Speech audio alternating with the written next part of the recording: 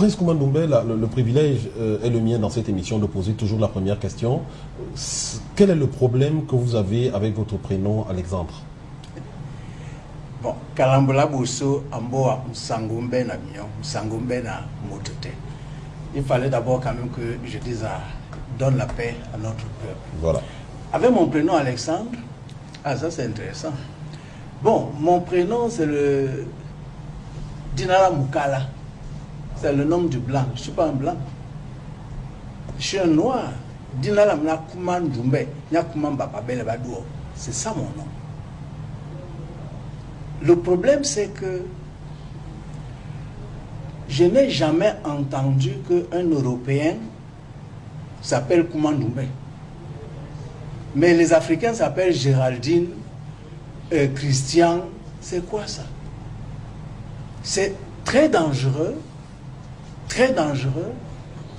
lorsqu'on vous enlève votre identité pour vous donner une autre identité. Mais à vous entendre, de partir de là où vous êtes, de ce que vous êtes en train de dire, pour en arriver à dire que vous êtes xénophobe ou raciste, il y a qu'un pas à franchir. Comment raciste, comment?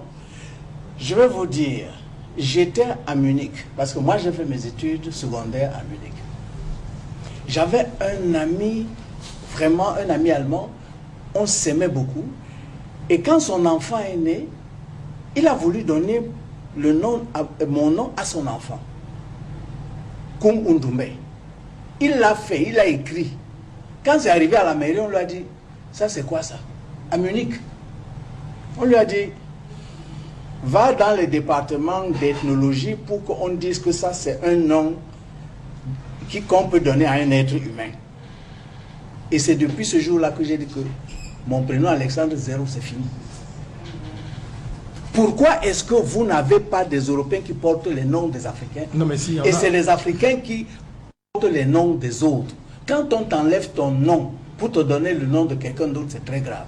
Mais Prince Koumandoumbé, toi, il y a bien, on a des exemples hein, comme Nana Mouskouri, il y a bien Nana devant son nom. Nana, ça ne vient pas d'ici. Si, son père a été au Cameroun, Nana Mouskouri. Oui. C'est un exemple, mais peut-être également que le fait de donner un prénom occidental à un Camerounais, c'est le reflet de cet héritage colonial. Est-ce que ça ne fait pas partie enfin de notre culture? Mais moi, je ne me définis pas par rapport à la colonisation. C'est comme on dit que le Cameroun est bilingue. Ça, c'est le problème des gens qui disent ça. Le Cameroun est multilingue. Quand vous vous définissez, c'est par rapport à la colonisation. Que anglais, bon, vous parlez anglais, vous parlez français. Vous avez dit, moi, j'ai bien d'abord salué mon peuple. Vous avez entendu ça? C'est très grave quand on vous enlève votre personnalité pour vous donner la personnalité de quelqu'un d'autre. À ce moment-là, on vous maîtrise et on vous gère. Et c'est ça le problème des Africains aujourd'hui. Donc, moi, j'honore mes parents qui m'ont donné le nom d'Alexandre. C'était par rapport à... vous savez, c'est un nom qui est connu dans la famille, le prince Alexandre Mangabel, tout ça. Bon, c'est un nom qui est connu, mais je vous ai dit, pour le jour où j'ai commencé à dire que moi, je ne vais plus utiliser. Si mon ami Kugler à Munich avait pu donner mon nom à son enfant et on met ça dans son état civil, je ne pense pas que j'aurais eu cette réaction. Mais vous semblez vous opposer à l'Occident ou à l'occidentalisation, pourtant vous dispensez des enseignements en français, en anglais et en allemand. Pourquoi quand vous allez dans les universités occidentales, vous n'imposez pas de dispenser les savoirs dans votre langue vernaculaire? Mais je n'ai pas besoin d'aller enseigner le Douala à Lyon. Pourquoi? Mon problème, c'est que quand je suis à la télévision à Douala, mais posez-moi les questions en Douala. Mon problème, c'est que quand j'enseigne à l'université à Douala, il faut qu'on enseigne en Douala. C'est ça le problème. Quand je suis... Vous enseignez à Yaoundé 1, par exemple. Pourquoi vous n'avez jamais enseigné en Douala? Mais parce que le système ne me permet pas de le faire. Et il faut changer ce système. C'est urgent. Quand j'enseigne à Lyon, j'enseigne en français. J'ai enseigné à Lyon pendant longtemps avant de venir enseigner à Yaoundé 1. Quand je vais chez leurs voisins, les Allemands, à Berlin, quand j'enseigne là-bas, quand j'enseigne les sciences politiques à Berlin, est-ce que j'enseigne ça en français? Est-ce que j'enseigne ça en Douala? J'enseigne ça en allemand, dans leur langue. Quand on t'enlève ta langue, c'est qu'on t'a enlevé ton âme. Et quand on t'a enlevé ton âme, c'est que tu es fini. On t'a fini. Mais je ne dis, comprenez-moi bien, je ne dis pas que je suis contre les autres langues, non. Mais sois d'abord toi-même. Maîtrise d'abord qui tu es. honore tes ancêtres qui t'ont accueilli sur cette terre. Bon, le reste, après, tu peux maintenant t'épanouir. Je m'épanouis, j'écris des livres en allemand, non? J'ai écrit 13 livres en langue allemande. J'ai écrit plus de 30 livres en langue française. Je suis à l'aise, mais je maîtrise bien mon douala natal. C'est de ça qu'il s'agit. Professeur, est-ce que vous essayez de dire que le développement chez nous, le développement pour lequel nous courons depuis tant d'années, est voué à l'échec parce que justement notre développement, nous le menons avec la langue, la culture, les habitudes de Ce n'est pas seulement la langue, de toute façon c'est voué à l'échec. Et je le dis avec fermeté. Tout ce que les Africains ont fait là, c'est voué à l'échec.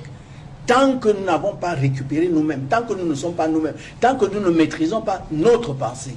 Toi, tu veux faire avec la pensée des autres. Il a conçu sa pensée pour te maîtriser. Et toi, tu es là-dedans. Les diplômes qu'on donne là, vous croyez que ça a une valeur? Je suis professeur d'université de rang magistral. J'enseigne, comme vous avez dit, dans toutes ces universités du monde là. Mais je pleure quand je vois les... C'est-à-dire, quand on donne les diplômes à nos enfants, je leur dis que vous êtes des diplômés, c'est vrai, mais des diplômés illettrés. Vous pleurez également pour vos diplômes? Pardon? Vous pleurez également pour vos diplômes? Les miens? Oui. Moi, je vous dis que mon premier livre que j'ai écrit, c'était en langue douala, hein? Ce n'était pas en allemand. Oui. Mais je ne pleure pas. C'est-à-dire que ce que je veux dire par là, c'est que on ne peut pas dépenser tant d'argent comme dans nos pays. C'est-à-dire pour l'école primaire, le secondaire, etc. Et l'essentiel du savoir qu'on transmet est un savoir que les autres ont conçu pour vous. C'est très dangereux. Mais Prince Koumandoumbé, justement, moi je reviens sur je continue sur la même lancée que Blando. Vous êtes formé dans le même moule. Vous avez été formé, vous faites votre cycle, vous commencez votre cycle primaire au Cameroun en langue française. Vous arrivez en Allemagne à l'âge de 13 ans. Vous faites tout votre lycée là-bas, tout votre supérieur, tout votre secondaire. Non. J'ai fait juste mon lycée. Je suis allé à l'âge de 15 ans à Munich. Oui. J'ai fait mon lycée, c'est-à-dire mon bac, j'ai un bac allemand. Mais après, je suis allé en France pour faire les études. Et j'ai fait toutes mes études supérieures en France. Bon, mais... Alors, mais c'est dans ce moule-là que vous êtes formé. Absolument. Et c'est dans ce moule que les jeunes d'aujourd'hui continuent de se former. Je ne vois pas très bien où est le problème. Le problème, c'est que moi, peut-être que j'ai une chance. Avant l'âge de 15 ans, j'avais déjà ma formation fondamentale. Chez moi, ici à Douala, à Bonabé. Je suis né prince et on m'a formé. Avant de partir, j'étais déjà formé. Ce n'est pas à l'école officielle là que on m'a donné ce qu'on devait me donner. Ce n'est pas à l'école officielle. Oui, mais c'est normal, vous étiez prince, vous étiez... oui, professeur, quand tout à l'heure vous avez dit, malgré nos diplômes, nous sommes illettrés, ça veut dire quoi? Ça veut dire que un jeune homme, par exemple, a un diplôme de sciences politiques ou un diplôme de droit. L'université de Yaoundé, l'université de Douala, tout ce que vous voulez. Mais il est ignorant sur les systèmes politiques qui ont géré le Cameroun avant la colonisation. Ça veut dire quoi? Hein? Il va gérer quoi? C'est-à-dire qu'il va vous donner les modèles qui sont dans ces livres, mais des modèles qui viennent de France. C'est-à-dire, oh, la France a son histoire. C'est-à-dire son évolution. L'Allemagne a son évolution. Quand toi, tu dis que voici mon diplôme de sciences politiques au Cameroun, et tu ne peux rien dire sur le système politique même, si tu es Douala ou Bassa ou Fulbert, tu ne peux rien dire là-dessus. Mais tu es un illettré et tu es un danger pour ton pays. Oui, mais professeur, vous subodorez parce que quand on fait des études pareilles, il va sans dire que cet étudiant-là a certainement des connaissances sur le système politique qui ont... Pourquoi est-ce que le français ne sait rien sur nos systèmes politiques et que nos jeunes ici, eux, ils savent tout sur le système politique de la France? Mais on devrait être heureux de cela, de cette richesse culturelle, oui, puisque ça fait un enrichissement. On connaît ce qui s'est passé au Cameroun, on connaît ce qui se passe également en France, on est enrichi de tous ces savoirs-là. C'est-à-dire que heureux, c'est si, par exemple, ce monsieur-là, ce juriste ou cet économiste, etc., c'est très bien tout ce qui s'est passé chez lui. Et il sait aussi, mais il ne sait pas. Prenez un économiste. Je donne souvent cet exemple. Oui. Yaoundé, Ngaoundé, tout ce que vous voulez. Un économiste camerounais. Il va vous sortir les théories de Keynes, de tous ces gens-là. Oui. Et il ne sait même pas que quand les Blancs sont venus ici, nous avions notre propre monnaie. Oui. Et qu'un crou camerounais dans cette ville de Douala valait 20 marques allemandes. on ne lui apprendra même pas ça à l'école. Alors, mais il a un diplôme, il est docteur en économie. Et vous croyez qu'un Français qui est docteur en économie ne connaît pas l'évolution de tous les problèmes économiques de son pays? C'est là où je dis qu'il y a quelque chose qui cloche. C'est valable pour les médecins également. Mais pour tout le monde. Mais un médecin ici, en réalité, on lui apprend ce qu'il faut faire pour prescrire des ordonnances pour qu'on aille acheter ce qui vient de l'extérieur. Mais la médecine, l'Afrique a excellé en médecine. Prenez les plantes médicinales que nous avons ici. J'ai toujours donné cet exemple. Le Cameroun est le pays au monde qui a les 3/4 des plantes médicinales qui existent dans le monde. Il apprend ça quand il fait sa médecine. Ou le pharmacien ici, il apprend ça. Il n'apprend pas. Il apprend ce qu'on fait là-bas. Et alors, ce qu'il fait là-bas, il faut maintenant les machines qui viennent de là-bas pour que ces machines, on ne les fabrique pas. C'est-à-dire que si on ne base pas la science, c'est-à-dire que le savoir d'un pays, l'héritage scientifique d'un pays, si vous ne basez pas ça pour faire tout le reste, vous n'irez nulle part. Et je rappelle qu'en 2011, et c'est scandaleux, 80% des livres scolaires, pour ne pas dire des livres tout court, sont importés. Vous croyez que ces gens-là, ces livres-là, c'est pour vous? Prenez le théorème de Pythagore, n'est-ce pas? Nous tous, on a appris ça à l'école. Le théorème de Pythagore, le théorème de Thalès. Quel mensonge! Est-ce que c'est Thalès? Est-ce que c'est Pythagore? Ce sont des gens qui sont venus en Afrique. Dites-nous ça, expliquez-nous ça. Mais oui, ce sont des gens qui sont venus en Afrique et qui ont appris pendant plus de 30 ans, pour certains, qui ont appris, comme nous, aujourd'hui, on envoie nos enfants faire les études aux États-Unis, en France, etc. À l'époque, c'est eux qui envoyaient leurs enfants ici. Pythagore et Thalès sont venus ici, ils ont appris des choses que nous, on appliquait depuis 3000 ans. Et maintenant, l'enfant camerounais, lui, il va apprendre que le théorème de Pythagore. Mais quand même, il faut arrêter ces bêtises. Et moi, je le dis en tant qu'homme de science, professeur de rang magistral, il faut arrêter ça, et urgemment. Alors, aujourd'hui, moi, je voudrais savoir, qu'est-ce que vous avez fait, vous, à votre niveau, pour transmettre tout ce que vous savez sur cette richesse culturelle et scientifique africaine aux générations qui suivent? Parce que je reviens sur le fait que vous dispensez quand même des cours dans des universités européennes, et il ne me semble pas que quand vous arrivez là-bas, vous leur tenez le discours que vous nous tenez ce soir. Moi, Koumandoumé, mes étudiants à Lyon 2, mes étudiants à l'université de Berlin, bon, Lyon 2 c'est vieux, parce que j'ai quitté Lyon 2 en 1979. Hein, c'est en 1979 que j'ai quitté Lyon 2 pour intégrer l'université de Yaoundé 1. À l'époque, c'était l'université de Yaoundé tout court. Bon, mais j'ai quand même enseigné pendant 10 ans à l'université de Berlin. Mes étudiants à l'université de Berlin, je vous assure, on peut dire que ceux qui ont brillé sont, entre guillemets, plus africains que des Africains, pour rire un peu. Si vous allez sur le site internet d'Afrique à venir d'aujourd'hui, le site d'internet d'Afrique à venir, ce sont mes anciens étudiants allemands qui gèrent ce site internet. Et quand vous allez là-bas, vous ne pouvez pas vous imaginer que ce sont des Blancs qui gèrent un site internet comme ça. Donc, pour moi, le problème n'est même pas, il ne s'agit pas de l'Afrique en tant que telle. Il s'agit de la vérité scientifique. Et il s'agit, si vous voulez, d'un déclic qu'il faut pour l'humanité. Mais, s'il vous plaît, je crois qu'il y a des choses... Non. Il faut qu'on arrête le mensonge au niveau scientifique. Parce que ce que Paul Mahel dit là, c'est très, très important. Est-ce que vous pouvez vous imaginer que... Bon, disons que cette terre qui a, c'était comme un seul continent. Mais qu'il y a 135 000 années, disons, les continents se sont séparés et le continent africain, n'est-ce pas, s'est formé depuis 100 millions d'années. Mais la chose la plus importante, et que vraiment, où je me dis, mais qu'est-ce qui se passe? L'être humain tel que nous sommes là, qu'on appelle le Homo sapiens, existe depuis 150 000 ans. Mais il était noir. Il n'y avait pas de blanc, il n'y avait pas de jaune.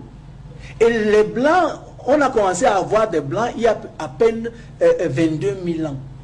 Mais quand un Africain lit sa Bible, il dit que Adam et Ève croient que c'est un blanc, il voit que c'est un blanc. Or, l'humanité entière était noire jusqu'à il y a à peine 30 000 ans, 22 000 ans. Mais est-ce qu'on apprend ça? Vous apprenez ça dans vos écoles? Votre problème, c'est quoi? Votre problème avec les races, c'est quoi? Parce que depuis... C'est pas un problème de race. Pareil, Prince, que dans les prochaines années également, l'humanité sera toute bleue. bleu, je ne sais pas, je ne connais pas cette théorie-là. Mais le problème, c'était le problème des migrations. Oui. Puisque, si vous voulez, c'est l'Afrique qui avait le climat qui permettait à l'être humain d'être vivant. Bon, et dans les autres, c'était les glaces. On ne pouvait pas vivre là-bas. Donc, ce n'est pas les migrations que les couleurs de peau ont changé. Bon, il y a des théoriciens, c'est-à-dire qui travaillent là-dessus. Mon problème n'est pas un problème de race. Mon problème, c'est un problème de falsification de l'histoire. Et que cette falsification de l'histoire est enseignée.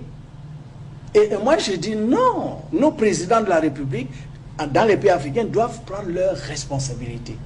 Parce que c'est ce que j'appelle, moi, il faut qu'on arrête le génocide intellectuel. Mais la faute également aux professeurs d'université, parce que si le travail n'est pas bien fait à la base avec les élèves, on suppose quand même qu'à l'université, les anciens de rang magistral comme vous vont procéder à la reconstruction des consciences. Cela pourrait se faire. Est-ce que vous le dites à vos collègues enseignants qu'à l'université, qu'il y ait ce discours et que la reconstruction s'opère? Bon, d'abord, je crois que bon, ce que moi je dis là, je le dis dans mes cours tous les jours, hein, oui. Que ce soit à Yaoundé, à Berlin ou n'importe où, parce que, encore une fois, ce n'est pas un problème de l'Afrique, c'est un problème de l'humanité entière, qu'il faut arrêter cette falsification pour qu'on voit comment, c'est-à-dire on peut redémarrer, parce que tout ça, c'est ça qui entraîne aussi le sous-développement. Hein. Donc moi je dis qu'au niveau de l'université, c'est vrai, vous avez des conférences, etc., mais ça ne suffit pas. Ça ne suffit pas que Cheikh Anta Diop à Dakar ait fait telle ou telle découverte. Ça ne suffit pas que moi ici, il faut que les hommes politiques, les présidents de la République des pays africains prennent conscience que, mais on nous a fourvoyés, oui. Et que pour un vrai développement, pour qu'on démarre vraiment, il faut d'abord qu'on s'assoie sur notre savoir. Parce que le savoir était africain. Pendant des millénaires, le savoir... Parce que les gens s'arrêtent à l'Égypte ancienne, antique. Mais l'Égypte antique, ce n'est que 5000 ans. Moi, je vous dis, ça fait depuis 150 000 ans que le noir, n'est-ce pas, a fait asseoir son savoir. Bon, je vais vous donner un exemple encore. Excusez-moi, parce qu'il faut être concret dans ces choses-là. On parle des mathématiques. Hein? Le petit enfant apprend les mathématiques à l'école, etc.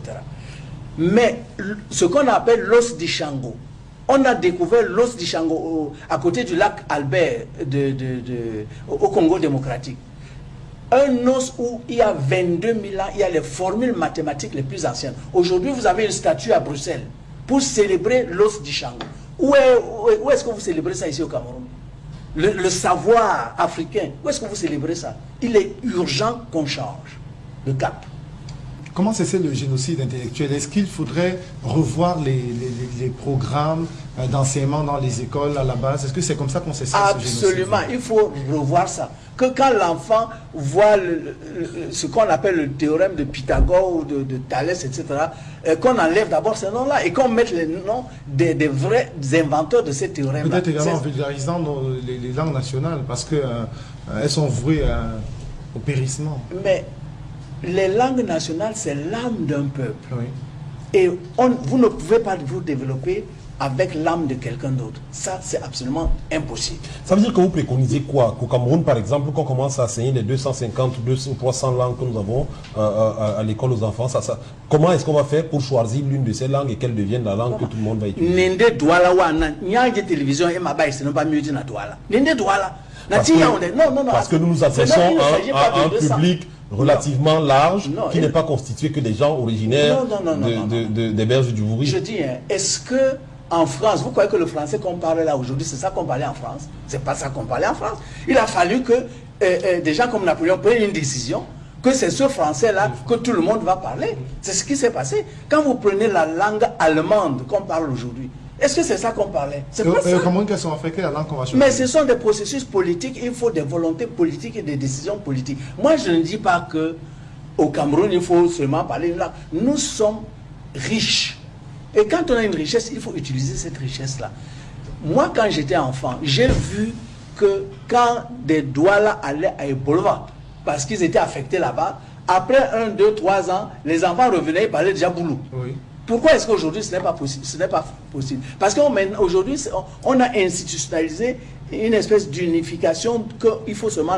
C'est la pauvre. C'est quand vous parlez une seule langue, vous êtes pauvre. parler 2, 3. Moi, je parle allemand, j'écris, vous voyez, non, j'écris le livre en allemand, en français, en anglais, en douala. Je suis riche. Mais vous voulez que ce soit une seule langue. Ne langue? le faites pas en Mandjouba, par exemple. Mais parce que l'infrastructure ici ne nous le permet pas. Oh, c'est ça qu'il faut. Mais c'est quand même une question de volonté. Est-ce que vous avez la volonté déjà? Moi, comment Doumbé? Oui. Oh là là, j'ai cette volonté. Et c'est pour ça que j'ai fondé Afrique à venir. Et quand vous... Je me rappelle encore, en 1980, et Stéphane Tchakam était là, en 1997. La Fondation Afrique à venir a organisé un concours de langue. Et nous avons invité plusieurs lycées. Il y a 15 lycées avec 1500 élèves qui ont participé à ce concours. Et chaque enfant faisait le concours dans sa langue. Tu es Fulbe, tu faisais le concours en Fulbe. Tu es Menjumba, tu es Tchang, tu faisais ton concours en Yemba. Nous l'avons fait. Bon, mais moi, avec mes petits moyens de bord. Et vous savez qui m'avait aidé pour faire ça? Non. Le ministère de l'Éducation de l'Autriche à Vienne. Et Voilà. non pas du Cameroun. Comme je le disais, on va un peu parler de votre fondation Afrique à venir, qui justement semble œuvrer pour la promotion des langues nationales et des traditions de notre pays. D'où vous est partie l'idée et qu'est-ce qui vous a semblé être le point, le déclic pour la création de cette fondation? Or, nous avons commencé à publier les livres dans la fondation en 1985. J'étais à l'époque des poètes et des écrivains du Cameroun, APEC. Et on avait un problème. Quand j'ai été président, c'était sur le président Amadou Ahidjo, que moi j'étais président de l'APEC. C'était pas facile. Parce que quand un écrivain avait écrit un livre, il fallait que ce livre aille d'abord à la censure, à l'administration territoriale, avant que l'éditeur ne puisse l'éditer. Et ça pouvait durer 2 ou 3 ans, que ça rentre de l'administration territoriale. Clé peut vous en dire quelque chose, parce que c'est Clé qui avait comme maison d'édition à l'époque. Alors, moi j'avais un problème. C'est que moi, je demandais au président Ahidjo qu'il faut lever la censure. Je lui écrivais des lettres. Vous savez, c'était pas facile, hein? À l'époque d'Ahidjo. Je lui écrivais non. Il faut enlever la censure. Bon. Mais ça n'a pas changé. Deuxièmement, après on a créé la SOPECAM. Bon. Mais ça n'avait pas changé, la SOPECAM avec l'infrastructure moderne, c'est-à-dire pour imprimer les livres, etc. Mais là aussi, il y avait cette censure. Alors, je me suis dit non, il nous faut un espace de liberté aux écrivains.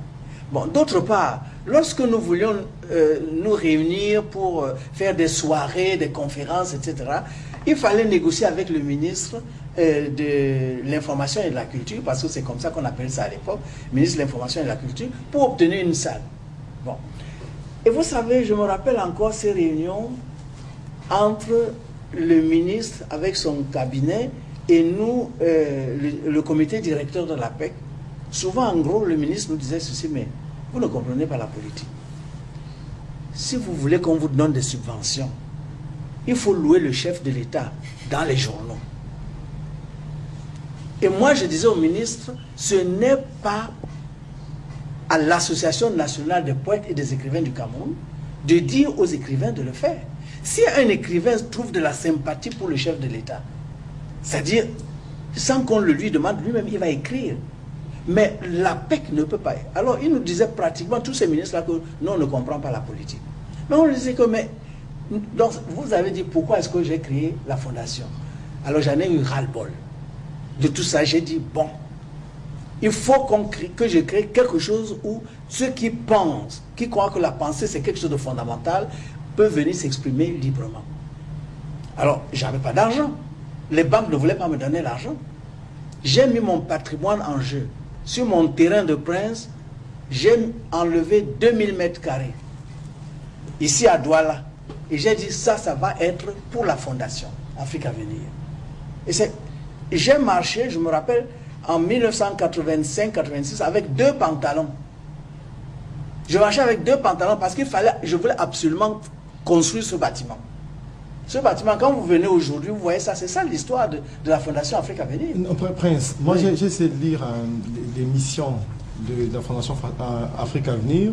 Vous dites que vous promouvez les projets de développement venus de l'intérieur du Cameroun, mais également chercher à restaurer une conscience, une fierté culturelle et africaine. Dites-nous, comment est-ce que vous allez faire? Est-ce que c'est en écrivant tous les livres? Vous avez écrit près de 60 livres, mais rien n'a changé. Comment est-ce que vous avez fait pour changer véritablement les choses? Écoutez, parce qu'il n'y a pas encore cette conscience-là. Vous-même, vous l'avez reconnu. Non, mais il faut d'abord commencer. Comment est-ce que vous allez faire? C'est ça ici. Il y a le professeur Pondia a compté l'autre jour, il y a 175 publications au niveau international. Bon, c'est déjà un acquis. Ça existe. Et les publications, ça ne veut pas dire que c'est tout ce que j'ai écrit, hein, parce qu'il y a beaucoup de choses que je n'ai pas encore publiées. Mais là, il y en a 175. Bon, dans ces 175, il y a peut-être 40 livres là-dedans. Vous ne pouvez pas dire que rien n'a changé, parce que ça existe déjà. Et je suis un citoyen camerounais, j'existe au Cameroun et je vis au Cameroun. C'est déjà ça. Il y a la Fondation Afrique Avenir qui existe. Bon, comment vous dites que rien n'a changé? Les choses ne vont pas changer du jour au lendemain. Il faut une prise de conscience. Et ce que nous sommes en train de... Cette émission, si j'ai accepté de venir, parce que j'avais dit à Duval Fangwa, il y a un mois, pardon, laissez-moi tranquille avec ces interviews, c'est déjà trop. Bon, mais si je suis venu, c'est parce que je me dis que le peuple va prendre conscience qu'il y a quelque chose... Nous avons les richesses que Dieu nous a données. Les richesses là sont réelles, elles existent. Il faut seulement qu'on se dise que stop. Il ne faut plus que les autres viennent prendre les richesses que Dieu nous a données pour emmener chez eux. Il faut que nous-mêmes on puisse utiliser. Ça ne veut pas dire qu'on ne va pas coopérer avec les autres. Non, il ne faut pas dire que non. Il ne faut pas dire que les choses n'ont pas changé. Aujourd'hui... mais ce qu'on est dans un pays où les gens ne lisent pas. Oui, mais ça va venir. Oui. Ça va venir. Aujourd'hui, je ne dois plus envoyer mon livre à l'administration territoriale pour que je puisse l'imprimer. Donc les choses évoluent. Et en plus, Prince Koumane Ndoubé, on est en Afrique, on sait bien évidemment que c'est la tradition de l'oralité, c'est pas la tradition de l'écrit. Ça, c'est les autres qui nous ont dit ça. Ça, c'est le mensonge. La tradition de l'écrit... Notre sagesse, c'est dans les contes. Non, ça, c'est depuis la colonisation que nous avons ce problème, parce que l'écrit est dans une langue qui n'est pas la nôtre. Prenez la France, qui est un pays développé aujourd'hui, et imposer aux Français maintenant que c'est le chinois qui doivent utiliser dans tous leurs écrits. Vous allez voir comment ces Français vont devenir des illettrés très rapidement. Et c'est ce qui nous est arrivé. Donc on arrête de dire que nous ne sommes pas les peuples de l'écrit, c'est nous qui avons inventé l'écriture. Non, ce que je voudrais dire, Prince Koumane Ndoubé, c'est que quand on regarde un peu la Côte d'Ivoire, prenons la Côte d'Ivoire, on sait bien évidemment que les étudiants ivoiriens sont engagés parce que justement en Côte d'Ivoire, il y a ces palabres-là, ces discussions sous l'arbre, ils discutent, et c'est comme ça que il y a eu cette sorte de conscience en Côte d'Ivoire au niveau des étudiants. C'est pas à travers les écrits, c'est pas à travers les livres. Est-ce qu'aujourd'hui, il ne faut pas repenser votre stratégie pour conscientiser le Camerounais? Mais, je vous ai dit, je crois que Stéphane Chakam est là. Et je me rappelle que Stéphane Chakam a couvert plusieurs événements à Afrique Avenir. Et si j'ai fondé Afrique Avenir, c'est parce que nous avons des forums de dialogue à Afrique Avenir, nous avons des danses à Afrique Avenir. Nous avons tellement... C'est pas seulement le livre, mais le livre est fondamental. Mais pourquoi n'allez-vous pas à l'université à Douala, par exemple? Vous êtes à l'université Yaoundé 1, vous prenez beaucoup de temps à aller à Berlin. Pourquoi vous ne venez pas à l'université de Douala qui est proche de vous? Et bien évidemment pour conscientiser les étudiants qui sont des masses importantes. Est-ce que vous dispensez des cours à l'université de Douala? Quand vous arrivez dans une université, c'est qu'on vous a invité. On ne m'a jamais invité à l'université. Vous pouvez demander une invitation parce que... On ne m'a jamais invité. J'habite Douala. Je suis un prince bel et belle à Douala. J'enseigne dans plusieurs universités dans le monde. J'enseigne à Yaoundé 1 depuis 1979. Je n'ai jamais reçu une invitation pour venir donner un cours ou une conférence à l'université de Douala. Comment voulez-vous que j'y aille? Que je vienne comme ça, que je suis venu faire une conférence? Non. Vous pouvez initier, Prince Koumane Ndoubé. Est-ce que vous avez initié? Je suis en train de dire ça, c'est public ce que je suis en train de dire, non? Oui. Et vous croyez que pourquoi je vais à Berlin, je vais à gauche et à droite pour mais derrière et pour cause de Stéphane Chakam, j'ai l'impression que vous avez un problème particulier. Je n'ai aucun problème. Si on m'invite demain matin, vous allez voir que je vais aller là-bas et je vais faire ma conférence. C'est sûr que le professeur ne nous le dira pas comme ça, mais vous le savez aussi bien que nous, professeurs, vous avez une réputation de dissident dans notre pays. Dissident par rapport à qui et par rapport à quoi? Je suis pour l'Afrique. Je suis pour le développement de l'Afrique. Je suis pour une Afrique debout. Ceux qui ne sont pas pour une Afrique debout, c'est leur problème. Moi, j'avance. Donc vous viendrez à l'UNICEF de Douala. J'ai dit que même si c'est demain matin qu'on donne une invitation, je vais venir. Pas, Prince Commando Bétoua. Et je vais vous raconter une histoire. Oui. Cheikh Anta Diop, je crois que tout le monde connaît Cheikh Anta Diop. Est-ce que vous savez que Cheikh Anta Diop n'avait pas le droit d'enseigner à l'université de Dakar? Et le jour où j'ai rendu visite à Cheikh Anta Diop, dans son laboratoire, Senghor n'était plus au pouvoir parce que c'est Senghor qui avait donné cette interdiction. C'était déjà Abdou Diouf. Donc l'atmosphère avait changé. Et c'est là où Cheikh me dit, tu sais, moi, je suis dans mon laboratoire ici, les gens viennent du monde entier. Je fais mes séminaires ici. D'abord, j'ai refusé d'aller enseigner aux États-Unis, en Europe, etc. Je reste ici à Dakar. Il me dit, tu sais, les petits au département d'histoire, ils me demandent de leur écrire une lettre pour que je vienne enseigner là-bas. Est-ce que c'est Cheikh qui devait écrire, faire une demande? Non, enfin. Non, mais sauf que... Bon, donc ce que je veux dire, oui. Ce que je veux dire, c'est que qu'est-ce que je dois... Bon, moi d'abord, je vais prendre ma retraite cette année à l'université de Yaoundé. À qui je dois écrire à l'université de Douala que je veux... On peut supposer que les autres sont inconscients et c'est à vous d'éveiller leur conscience en faisant peut-être la démarche inverse. Moi, je ne sais pas à qui je dois écrire parce que d'abord, j'ai eu une habilitation en sciences politiques. Est-ce que c'est là-bas qu'il faut écrire? Et je suis un professeur aussi d'études germaniques. Est-ce que c'est là-bas qu'il faut écrire? Non, le problème n'est pas là. Est-ce que c'est toutes les autres universités dans le monde qui m'invitent? C'est parce qu'ils se disent que il y a... Comment est-ce qu'on travaille avec l'Autriche? Je vous ai dit que c'est l'Autriche qui a financé le concours des langues là, en 1997. Un jour, je leur dis, mais comment vous me connaissez? Même vous m'invitez tout le temps. Non, la femme me dit non. J'avais un profil de gens que je cherchais. J'ai cherché sur Internet.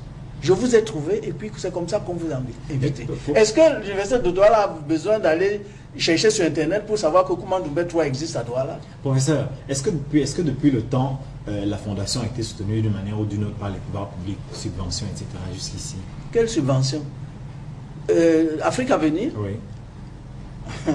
Demandez si le ministre de la Culture a envoyé déjà quelqu'un un jour, depuis 26 ans, ou le ministre de l'Éducation depuis 26 ans. Non, je crois que, moi je ne sais pas, vous avez dit dissident, moi je ne suis pas un dissident. Il faut je ne suis pas un dissident, je suis un patriote. J'aime l'Afrique, j'aime le Cameroun et je dis encore haut et fort que je n'aime pas un autre passeport. Ma fille m'appelle nos passeports les passeports Ndolé. Ndolé, vous savez, le Ndolé à la couleur verte. Elle est au Cameroun, votre fille? Celle-là, elle est au Canada. Elle dit, papa, le passeport Ndolé, là, nous pose trop de problèmes. Parce que quand ils doivent voyager, etc., mais ils ont le... J'aime ce pays, donc je ne suis pas un dissident. Les dissidents, c'est ceux qui n'aiment pas ce pays et qui regardent d'abord leur avantage personnel. Nous avons une urgence, il faut développer ce pays, il faut que ce pays aille de l'avant. Bon, donc, moi je n'ai jamais eu de subvention. Hein. Pour répondre à votre question, depuis 26 ans, nous n'avons jamais eu de subvention.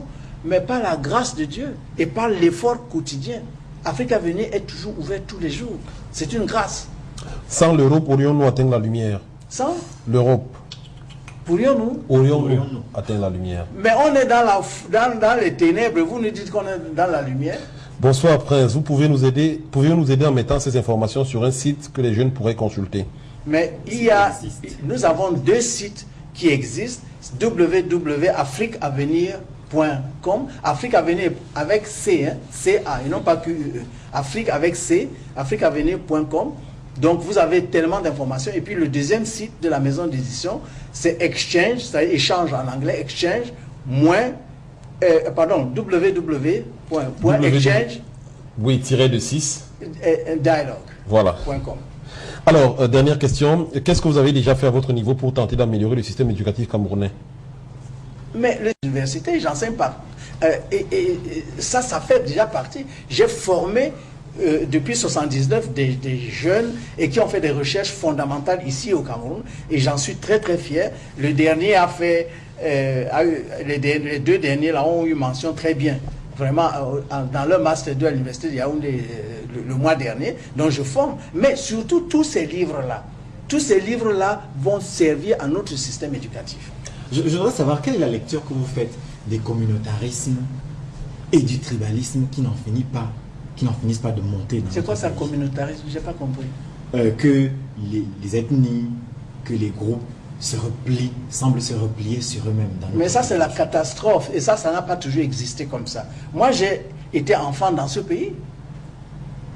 C'est-à-dire que j'ai toujours raconté ça. Notre maison à Bonabéry, là, c'était la dernière maison, il n'y avait plus rien. Donc ça fait que tous les gens qui venaient, ça dit que c'est notre maison qu'ils voyaient d'abord. Et souvent, les camions tombaient en panne. Vous savez, les camions de Bonabéry étaient un grand port. Hein, il n'y avait pas encore le pont. Donc tous ces Américains qui venaient là avec le camion, c'était notre maison quand ils étaient en panne. Mon père m'a dit toujours, Allah Gandjababo miondo na sardine. C'est-à-dire quand il n'y avait plus la nourriture, il dit bon, va leur acheter les miondo et la sardine. Et j'étais toujours na poula miondo la nuit. C'était tout à fait normal. Le tribalisme dont vous parlez là, ça commence après les indépendances. Donc ça veut dire qu'il y a eu quelque chose. C'est pour ça que je dis que quand ce sera enfin votre indépendance là, c'est après. Donc votre génération, c'est ça que c'est ça que vous connaissez. C'est pour ça que je dis que quand on envoyait quelqu'un à Ebolova, hein, c'est-à-dire les enfants, la femme surtout, très rapidement parlaient pour nous. Aujourd'hui, on ne fait plus ça. Donc ça veut dire que c'est notre système, depuis les indépendances, qui a un problème. Prince Commando 23, merci infiniment d'être venu sur ce plateau ce soir. Comme je l'ai dit, l'émission a été plutôt didactique, on a appris beaucoup de choses. Merci infiniment. On souhaite de bien retourner à la chefferie, pas la chefferie, mais à votre domicile. C'est la chefferie, votre domicile. Voilà. Il y a beaucoup de confusion parce que beaucoup de courriers à la chefferie de toute façon atterrissent chez moi, mais j'envoie ça toujours à celui que le gouvernement a nommé. Mais quand il y a des choses sérieuses, de toute façon, je suis toujours là. Non, mais c'est moi qui vous remercie. Ce qu'il faudrait peut-être dire, c'est qu'Afrique Avenir, ce n'est pas seulement ici à Douala. Oui, Afrique Avenir a une succursale à Berlin, à Windhoek, en Namibie, à Vienne et bientôt au Bénin. À Cotonou. À Cotonou. Voilà.